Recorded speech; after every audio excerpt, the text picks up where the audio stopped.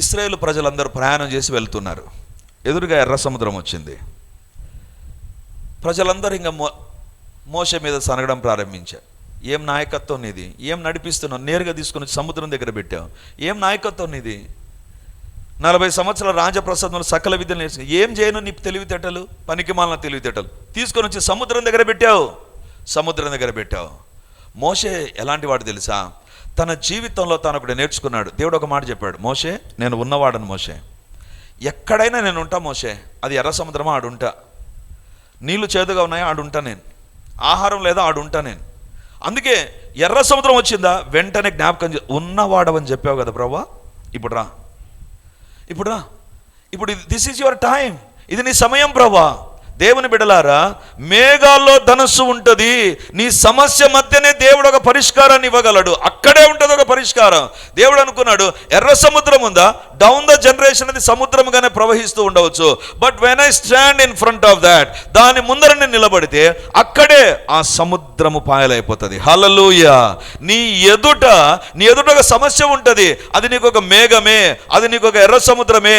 అది 5 + 2 = 7 is less than 10,000. It is always be there. But when God's covenant comes, when దేవుని యొక్క మాట ఎప్పుడైతే అక్కడికి వస్తుందో జరిగే కార్యం ఏంటి తెలుసా? It will pave a way for you. నీ కొరకు మార్గాన్ని సుగమం చేస్తుంది. Look at the cross. సిలువ అంటే ఏంటండి? శిక్షకు గుర్తు, అవమానానికి గుర్తు. ఆ వ్యక్తి అన్ని తప్పులు నిర్ధారించబడి సిలువలోనికి వెళ్ళాడు. ఆ సిలువ మీదకి యేసుప్రభు వెళ్ళాడు. ఆ సిలువ ఈరోజు ఒక విలువగా మార్చబడింది. ఎందుకు? మేఘములో ధనస్సు ఉన్నట్టుగా ఆ శ్రమలకు గుర్తు సిలువ, అవమానానికి గుర్తు, నిందకు గుర్తు, పాపము చేసిన వ్యక్తి అని ముద్రపడేటువంటి స్థలం, అది నిర్ధారించబడేటువంటి స్థలం. ఆ సిలువనే దేవుడు ఏం చేశాడు తెలుసా? రక్షణకు ఒక వేదికగా చేశాడు. ఎవరిని దేవుడు తెలుసా? మేఘములో ధనస్సు ఉంచుతాడు. నీ సమస్యల్లోనే ఒక పరిష్కారాన్ని దేవుడు నీకు అనుగ్రహిస్తాడు. If you believe. నా దేవుడు నాతో నిబంధన చేశాడు, అది ఆయన జ్ఞాపకం చేసుకుంటాడు, నాకు జీవితంలో కార్యాలు చేస్తాడు. When you look at him, ఆయన ఎవరు తెలుసా? నిబంధనను జ్ఞాపకం చేసుకునే దేవుడు. In Hebrew he's called as El Soker Berit. నిబంధనను జ్ఞాపకం చేసుకునే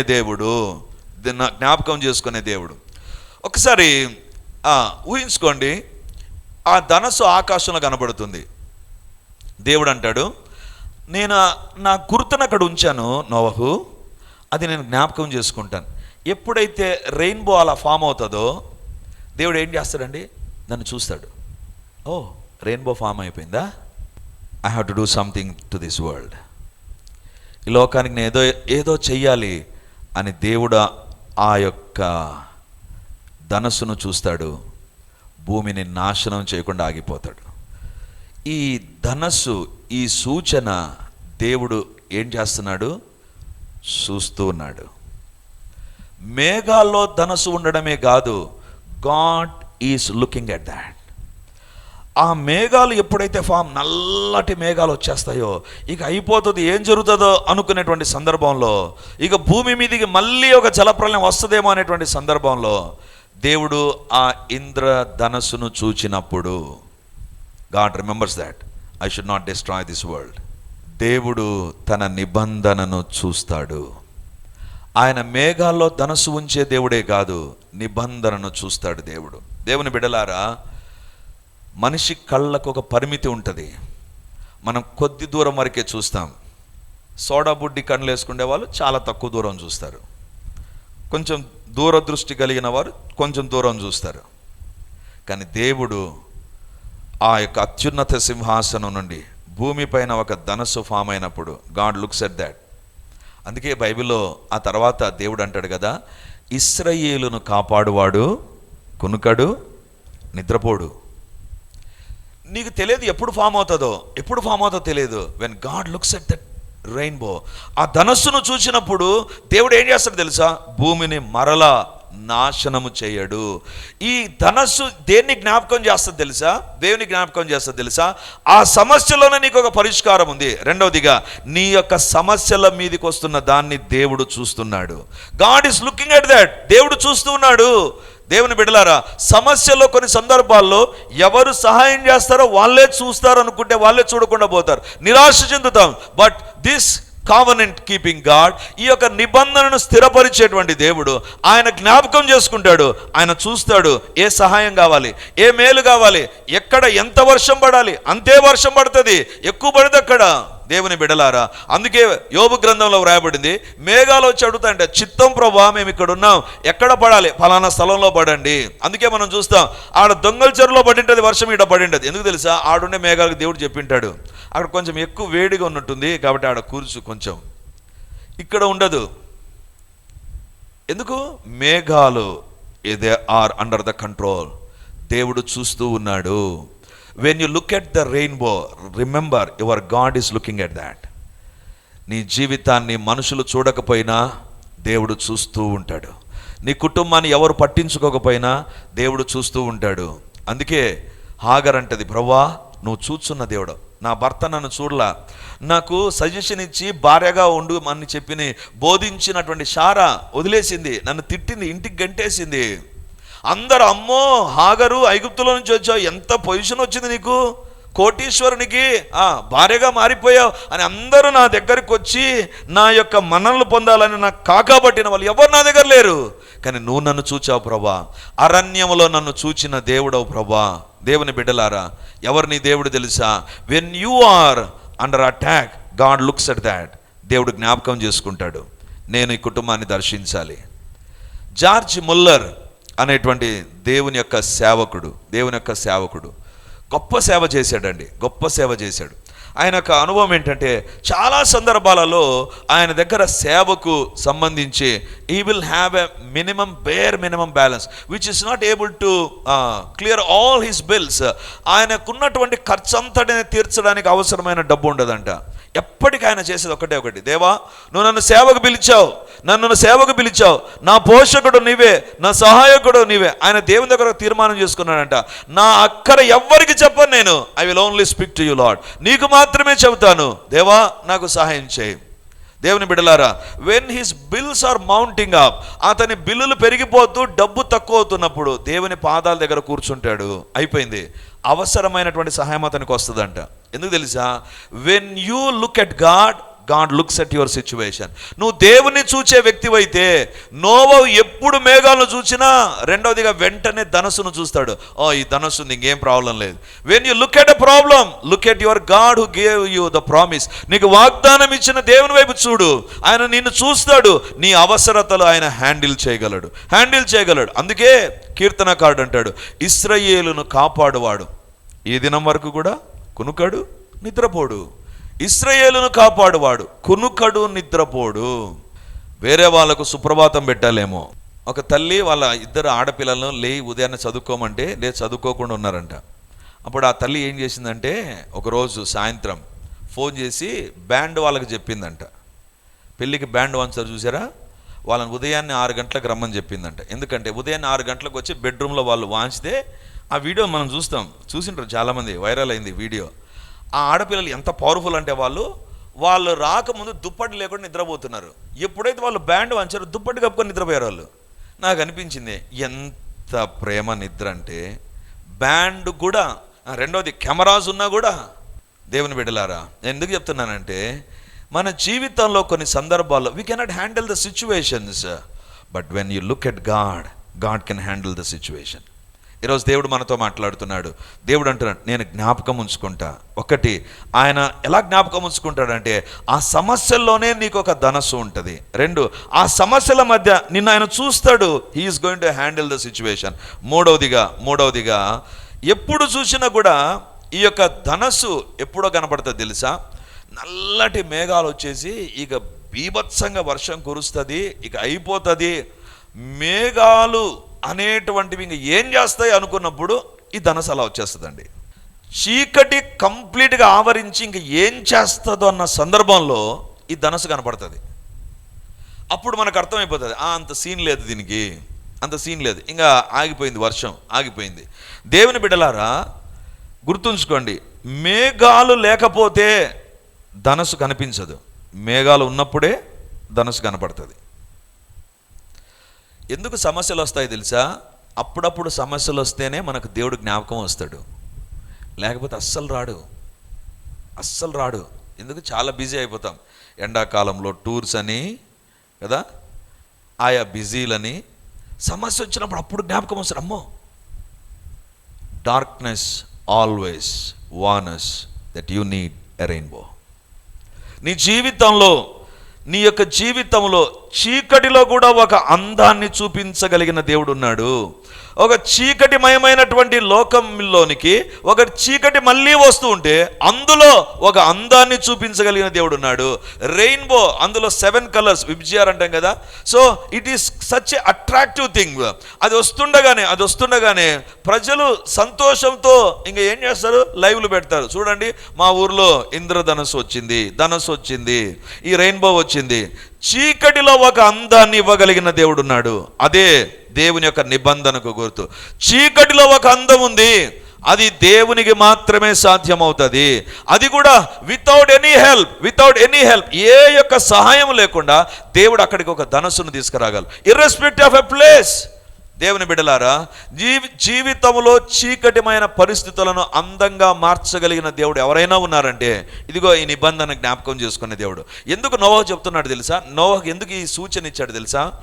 లోకంలో ఏమీ లేదు, 8 మంది తప్ప ఏమీ లేదు లోకం. అంటే భయంకరమైనటువంటి పరిస్థితులలో నోవహు కుటుంబాన్ని దేవుడు పెట్టి, నోవహు, నీ కుటుంబాన్ని బట్టి భూమిని నేను ఆశీర్వదిస్తా. ఈరోజు ఖండాలుగా ఉన్నాయి, ఈరోజు జాతులుగా ఉన్నారు, ఈరోజు దేశాలుగా ఉన్నారు. అంటే ఒకప్పుడు ఏమీ లేనటువంటి భూమిలో దేవుడు ఒక మాట చెప్పాడు, నోవహు, నీ కొరకు ఒక ధనస్సును నేను మేఘంలో ఉంచాను. I will remember that.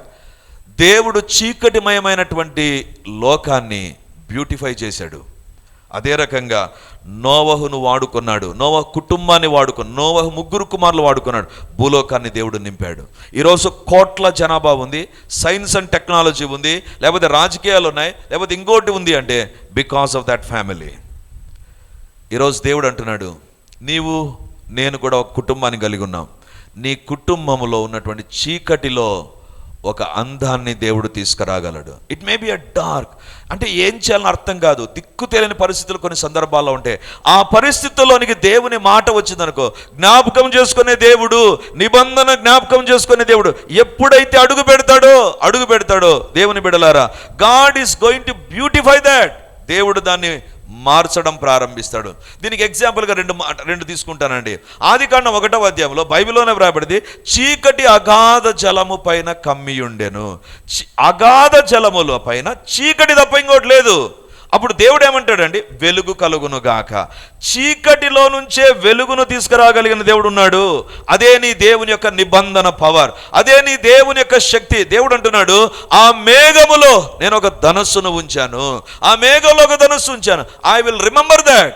ఈరోజు చీకటిమయమైన జీవితాలను వెలిగించగలిగిన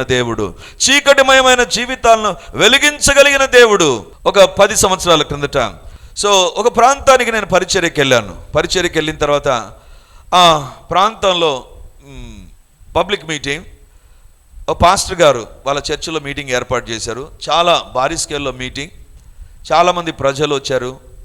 తర్వాత చాలా పెద్ద క్వైర్. ఆ తర్వాత ప్రార్థన అయిపోయింది. భోజనానికి ప్రక్కనే పాస్టర్ ఒక ఇల్లు ఉంటే ఆ ఇంటికి నన్ను తీసుకుని వెళ్ళారు. స్టేజ్ పైన ఒక అమ్మాయి వెరీ యాక్టివ్గా ఉందండి. బైబిల్ అమ్మాయి చదువుతుంది, పాటలు అమ్మాయి లీడ్ చేస్తుంది. So she was a very active. ఎవరైనా ఆమెను ఈజీగా కనుక్కోగలరు, చాలా యాక్టివ్గా ఉంది ఈమె అని. సో నేను కూడా అనుకున్నాను, ఎవరు చాలా యాక్టివ్గా ఉంది సిస్టర్ అనుకున్నాను. ఆమె ఎవరో నాకు తెలియదు. ఆ తర్వాత భోజనం దగ్గరికి వస్తే మళ్ళీ ఆమె ఉంది. ఆమె అందరికీ వడ్డిస్తూ ఉంది.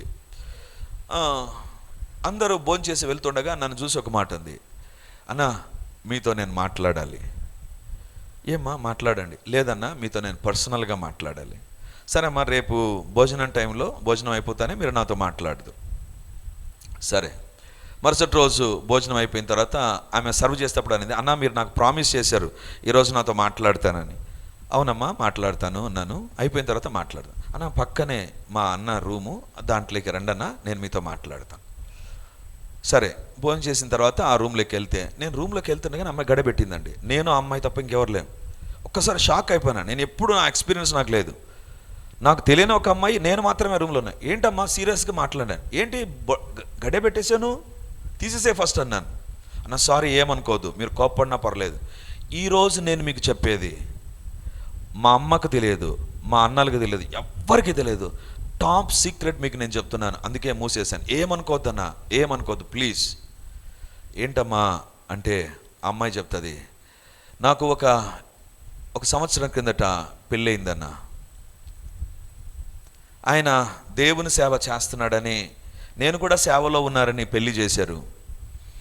కానీ పెళ్ళైన రాత్రి నా భర్త నా దగ్గరికి వచ్చి చెప్పినటువంటి మాట, నా కాళ్ళ మీద పడ్డాడు నా భర్త. ఎందుకమ్మా? వినండి అన్న, నా కాళ్ళ మీద పడ్డాడు నా భర్త, నన్ను క్షమించు, నీకు ఒక మోసం జరిగిపోయింది, నేను ఎక్కువ రోజులు బ్రతకను, నేను చచ్చిపోతాను. అదిగో ఆడ ఫ్రిడ్జ్ ఉంది కదా, అలా నువ్వు ఉండాలి, నీకు నాకు సంబంధం వద్దు. ఏమైంది? I don't no. నాకు ఎట్లా ఎయిడ్స్ వ్యాధి వచ్చిందో నాకు తెలియదు. నాకు ఎయిడ్స్ వ్యాధి ఉందని నాకు మాత్రమే తెలుసు, మా అమ్మకు తెలుసు. కానీ నేను మెడికేషన్ వాడుతున్నాను కదా అని మా అమ్మ, నేను ఎంతకాలం ఉంటారా, నువ్వు పెళ్లి చేసుకో అంటే నువ్వు బలి కావాల్సి వచ్చింది. ఐఎమ్ సారీ, నేను త్వరలోనే చచ్చిపోతాను. I'm a chronic AIDS patient. ఆమె నన్ను చూసి ఒక మాట అడిగింది, అన్న దేవునికి ఏం అన్యాయం చేశానని దేవుడి శిక్ష నాకేసాడు? 2 నెలల క్రిందట నా భర్త చనిపోయాడు. Youngest widow in our place. మా ప్రాంతములో యవ్వన ప్రాయములో ఉన్న విధవరాలి నేనే. నేను దేవుని సేవ చేయలేదా? దేవుని కొరకు కష్టపడలేదా? నేను ఎలాంటి వ్యక్తినో ఇక్కడ ఉండే వాళ్ళందరికీ తెలుసు. కానీ చివరి దినాల్లో ఆయన చనిపోతుండగా ఆయనకి కిడ్నీ ప్రాబ్లం లాంటిది వస్తే ఆ కిడ్నీ ప్రాబ్లంతో చనిపోయాడని అందరూ అనుకున్నారు. కానీ but he's an AIDS patient. ఒకవేళ పెళ్ళి అయితే నన్ను ఎవరైనా పెళ్లి చేసుకుంటారా ఈ విషయం తెలిస్తే? నేను పెళ్లి చేసుకోవాలంటే నాకు భయం వేస్తుంది. నా జీవితం ఎట్లా ఉంటుందో, ఆల్రెడీ ఐఎమ్ డిస్టర్బ్డ్. ఏం చెప్పాలో నాకు అర్థం కాలేదు. చాలా బాధ వేసింది. ఆ అమ్మాయి ఏడవకుండా నోట్లో గుడ్డ పెట్టుకుందండి. అన్న నేను ఏడ్చేది కూడా తెలిస్తే మా అన్నలు అడుగుతారు, ఎందుకు ఏడ్చావు నువ్వు? ఆయన కిడ్నీ ప్రాబ్లంతో చనిపోయాడని చెప్పానే కానీ ఎయిడ్స్తో చచ్చిపోయినాడని చెప్పలేదు. నేను నోట్లో గుడ్డ పెట్టుకొని ఏడ్చిందండి. నేను పర్లేదమ్మా, ఈరోజు రాత్రి నీ కోసం ప్రత్యేకంగా ప్రార్థన చేస్తాను, దేవుడు నాకు ఏదన్నా చెప్తే నీకు చెప్తానమ్మా అని రూమ్కి వెళ్ళానండి. నిద్ర రాలేదు, మోకాల మీదకి వెళ్ళిపోయాను. ప్రభువా, యవ్వన ప్రాయంలో ఉన్నటువంటి ఆడబిడ్డ, ఎవ్వరికి చెప్పుకోలేని సమస్య, ఒక దేవుని సేవకునిగా నన్ను నమ్మి చెప్పింది, ప్రభువా ఈమె జీవితంలో ఒక చీకటి ఉంది, you are the only God who can bring light into her life. ఆమె జీవితంలో వెలుగునివ్వగలిగిన దేవుడవు నువ్వు మాత్రమే ప్రభువా. ఆమె చీకటిమయమైన జీవితం, ఇప్పుడు ఆమె జీవితంలోనికి ఒక ధనస్సును తీసుకురాగలిగిన దేవుడు నువ్వు మాత్రం, ఇంకెవ్వరు లేరు. ఏం చెప్తావో చెప్పు ప్రభువా. I began to pray. 1 hour 2 hours 3 hours అయిపోయిన తర్వాత నేను అలాగనే బెడ్ పైన ఎప్పుడు నిద్రపోయానండి. నిద్రలో దేవుడు కొన్ని విషయాలు చెప్పి ఈ వాగ్దానం ఆమెకి ఇవ్వు అని చెప్పాడండి. అది యెషయా గ్రంథంలో ఉంటుంది. నీలములతో నీలాంజనములతో నీ కట్టడాన్ని కడతాను అనేటువంటిది. ఆమెకు మరుసటి రోజు ఆతురంగా నా దగ్గరికి వచ్చింది. అన్న దేవుడు మాట్లాడా, రండమ్మా పక్క రూమ్లోకి వెళ్దాం. చెప్పాను, అమ్మ దేవుడు ఈ వాగ్దానం మీకు ఇచ్చాడు, ఖచ్చితంగా దేవుడు మిమ్మల్ని నీలాంజనములతో కడతాడు. You don't worry about your future. అనుకున్నా నువ్వు కూడా ఏదో గొప్ప దైవ సేవకుడు అనుకుని ఏదో నీకు చెప్తే నువ్వు కూడా దైవ సేవకులాగానే ఏదో మంచి జరుగుతుందని చెప్పావు.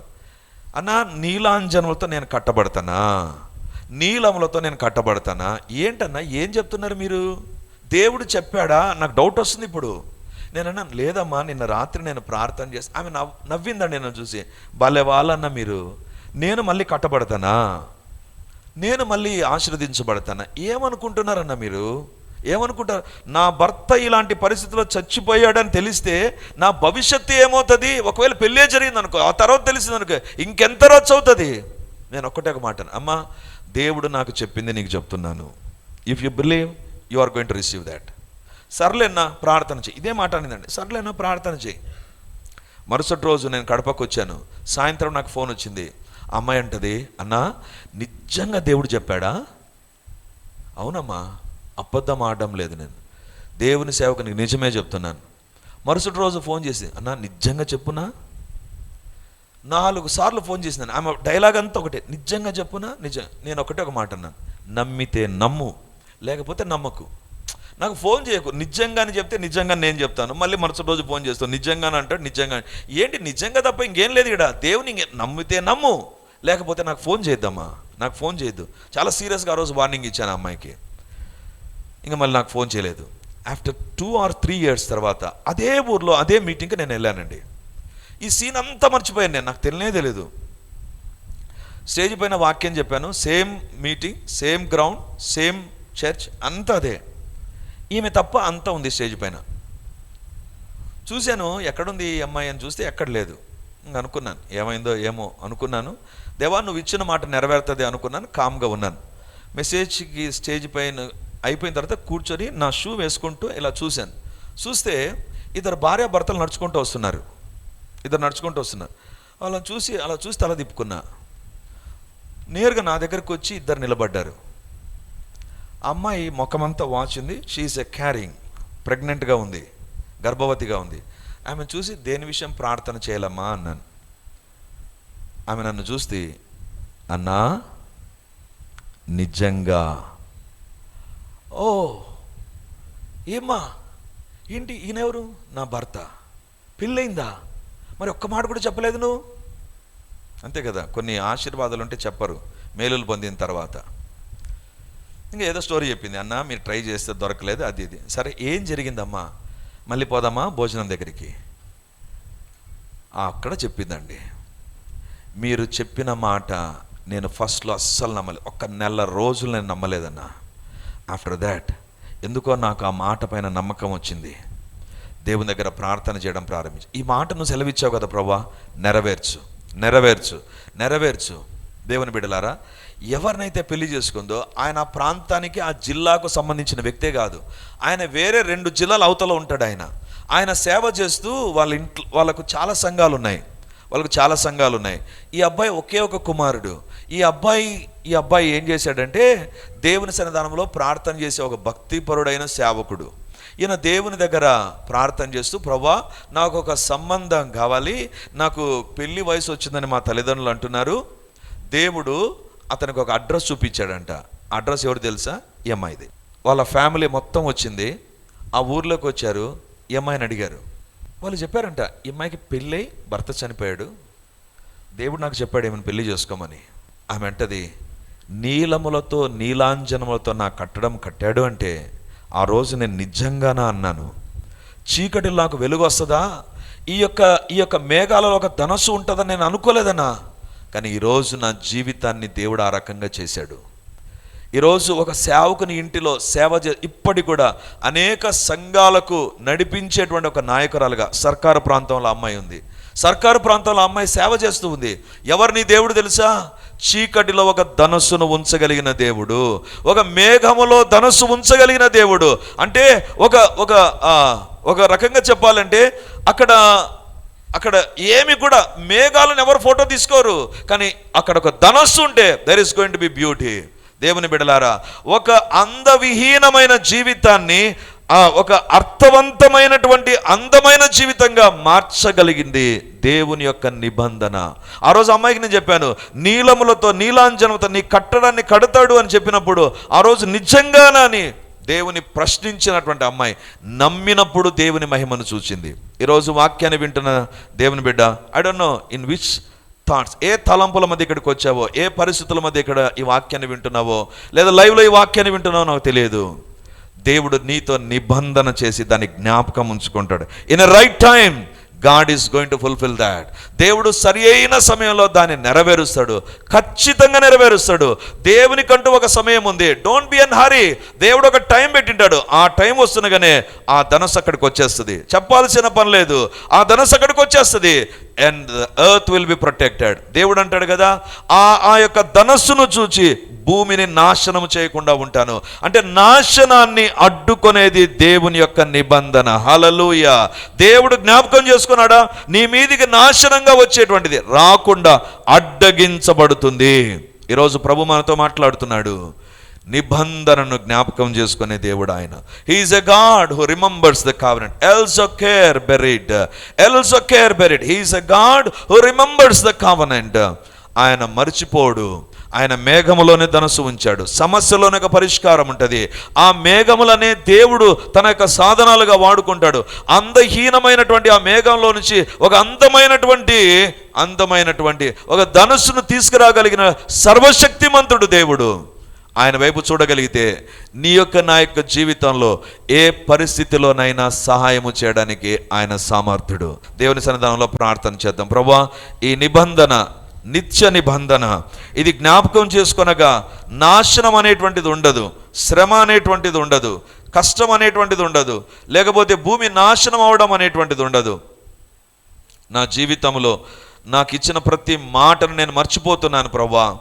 ఈరోజు నీ మాట నేను జ్ఞాపకం ఉంచుకుంటాను. నా జీవితంలో మీ కార్యాలు జరిగించు. నిబంధనను జ్ఞాపకం చేసుకునే దేవుడు, దానికి గుర్తును మేఘములో ఉంచిన దేవుడు.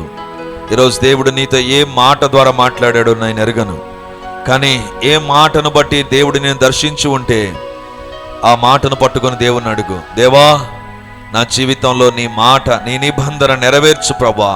దేవుని యొక్క నిబంధన పవిత్రమైనటువంటిది. దేవుని యొక్క నిబంధన అది విడదీయలేనటువంటిది.